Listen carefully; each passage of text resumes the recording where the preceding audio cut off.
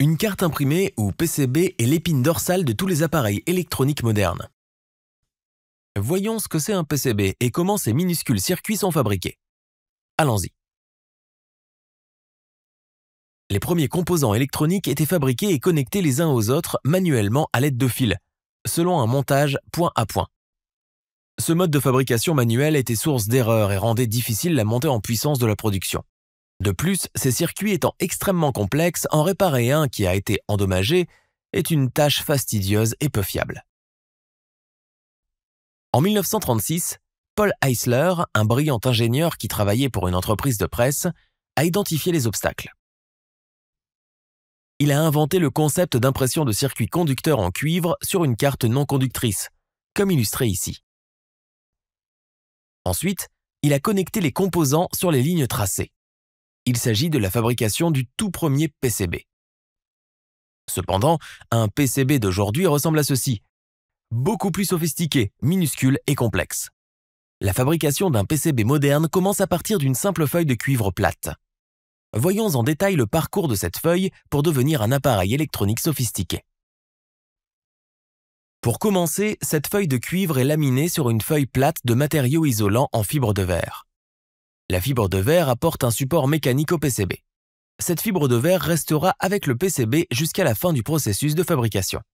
Cet assemblage, accompagné d'une feuille d'aluminium protectrice, est d'abord envoyé au forage.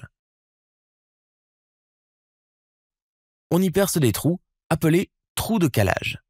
Ces trous servent de point de référence pour les processus d'alignements ultérieurs. Pendant ce temps, un ingénieur conçoit correctement le circuit à l'aide de simulations assistées par ordinateur. Voici un logiciel de conception de circuits imprimés qui génère des fichiers de design appelés fichiers Gerber. Les fichiers Gerber contiennent des modèles 3D détaillés du PCB. La machine de forage perce différents trous selon les instructions des fichiers de design. Ces trous sont utilisés pour fixer les composants sur la carte par la suite. Après le perçage, les planches sont parfaitement nettoyées afin de ne pas laisser de résidus. Maintenant, l'étape la plus importante, la production de ces minuscules et complexes lignes de cuivre. La meilleure façon d'y parvenir est un processus chimique appelé gravure, au cours duquel il faut recouvrir la plaque de cuivre d'un masque de protection. Ce masque de protection aura le même motif que le circuit que l'on veut imprimer. Maintenant, si on plonge cet arrangement dans une solution alcaline entre 60 et 120 degrés Celsius, la zone de cuivre non couverte par le masque de protection se dissout ou est gravée. Une fois ce processus terminé, le masque de protection est également lavé. Ainsi, il ne reste que les traces de cuivre nécessaires. Le circuit imprimé sur le masque de protection utilisé dans ce processus est évidemment réalisé à l'aide du fichier Gerber. Une technique basée sur la lumière UV est utilisée pour coller le masque sur la plaque de cuivre, là où il est nécessaire. Pour obtenir une fabrication en masse, plusieurs masques sont réalisés dans une seule feuille. Comme vous pouvez le voir, les traces de cuivre sont très fines, à peine visibles à l'œil nu. Pour vérifier la qualité des traces de cuivre, les cartes sont soumises à une inspection.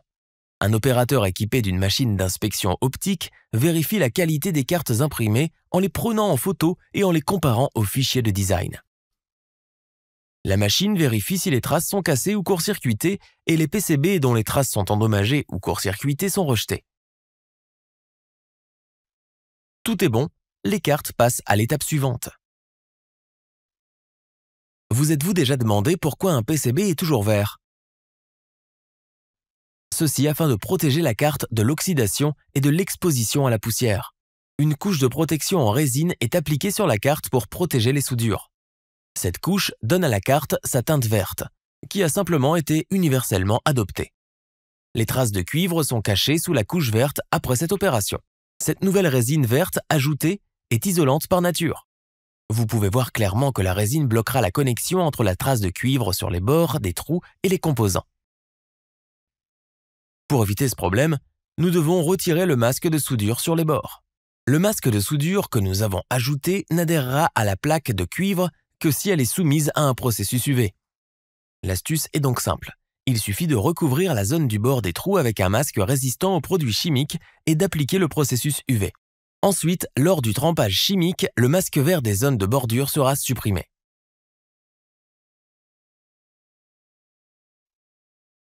La dernière étape consiste à réaliser une sérigraphie, qui n'est rien d'autre que l'impression d'une couche d'encre visible utilisée pour identifier les composants du PCB, les marquages, les logos, les symboles, etc. Nous avons terminé. Nous avons fabriqué un PCB à partir d'une simple plaque de cuivre. Votre PCB est prêt à être utilisé. Dans les usines, les composants sont ensuite placés et soudés à l'aide d'étain liquide. Ce processus permet de fixer les composants sur les pastilles de cuivre de la carte.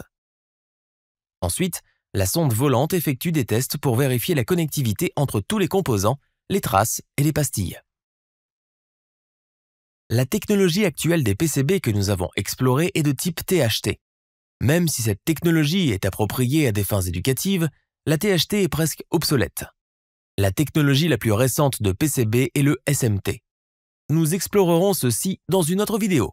Contribuez vous aussi à soutenir cette chaîne en appuyant sur le bouton support. Merci.